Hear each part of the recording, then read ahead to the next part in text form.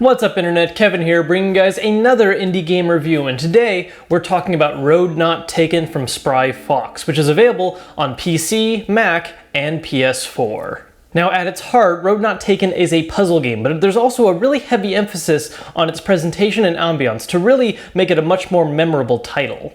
Right from the start, it's fairly obvious that one of the game's biggest strengths is its aesthetic.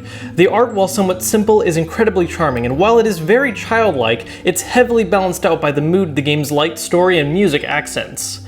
The basic premise is really quite simple and very grim. You take on the role of the village ranger, a man or woman who sets out to the woods every harsh winter rescuing lost children. Saving them all does net you some nice benefits, but proceeding only requires that you save at minimum half of them, giving the game a hint of story in the sense that sometimes sacrifices must be made or that you aren't always capable of saving everyone. Add in the music that strikes a balance between wistful and gloomy, and you have a perfect storm of visuals and sound that really makes this game stand out. Now, of course, presentation alone is not enough to justify a full purchase for a lot of you out there, so let's go ahead and talk about what this game has going on in the gameplay department. The basics of Road Not Taken are pretty simple to pick up. The game is divided into 15 chapters referencing years worth of time, and each year, as I said earlier, you have to go out into the forest to rescue children. In order to do so, you must pick up objects and move them around, either by consuming energy while carrying them, or throw them as far as possible in a straight line.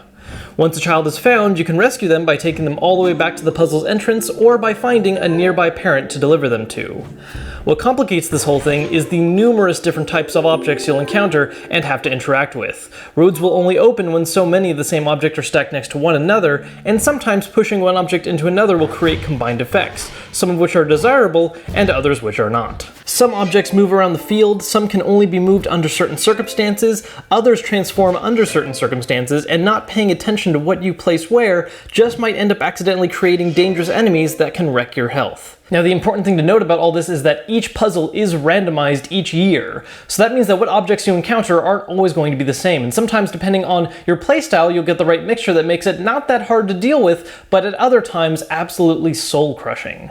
Thankfully, the game does give you some degree of control to try and manipulate the dungeon to your advantage. As time goes on, you'll unlock various items and tools to make trips easier, including equipable items that grant some kind of benefit while solving the puzzle, or being able to ban a couple obstacles that you find particularly annoying. Now, the thing about this game is that you're going to lose, probably quite a lot, up until you finally reach the final stages of the game. And the thing about it is, when you do die, you're sent all the way back to year one to start the whole game over. However, with each failure, the game does get a little easier. Certain data gets carried over between runs, and you have a traveler's log that updates whenever you learn a secret about how obstacles interact, either through performing them on the spot or by making friends with local villagers between puzzles and getting random secrets from them as a reward. You also keep what objects are bannable between runs, so with every playthrough you'll be getting more and more knowledge and options to make the later stages of the game less daunting. So with all those mechanics out on the table, how does this all actually end up working in practice? Well, to be perfectly honest, the game is something of a hit and miss with me. Now, on the one hand, the level of randomization and the fact that you accrue knowledge over time does make for a very fun kind of consistent challenge where you just do a little better each time you play the game.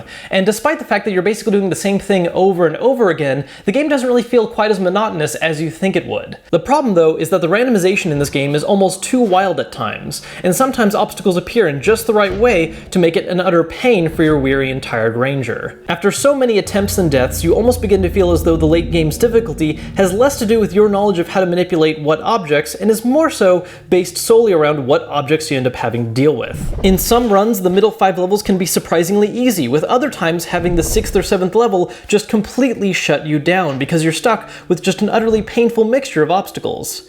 Now, don't get me wrong, difficulty due to randomization isn't entirely a bad thing, but when randomization alone is capable of completely stonewalling you, then that becomes a problem, especially in a situation where you need to clear 15 levels in a row without failure to complete the game. Now, does this fact ruin the game? No, not really, but it is something to be warned about, especially for those of you out there that don't like having this level of random chance affect the game's difficulty. The randomness aside, the game is a great time killer if you just want to play a puzzle game that can keep you on your toes, and as I said earlier, aesthetically, it's beautiful. Is it worth $15? That's really up to you and your personal preference when it comes to puzzle games. I enjoyed it, and while I'm not singing its praises super loud, I felt I got my money's worth out of it. It's worth noting too that if you own a PS4 and were thinking of grabbing this game for it, it is currently part of August's PlayStation Plus membership, so if you're a member, you can just grab that for free right now and start playing. Well, that was my review of Road Not Taken. If you guys enjoyed the video, please make sure to let me know by hitting that thumbs up button. As always, it is very appreciated. And if this is your first time checking out the channel and you like what you saw, hit that subscribe button too, because I've got more content on the way. Now, if you guys want a more direct way of contacting me, you can follow me on Twitter at Kevin Kenson, where you can also hear my update thoughts on what games I'm playing and my responses to different bits of gaming news. I hope to see you guys soon with more great content, but until then, I'm Kevin Kenson, and thanks for watching.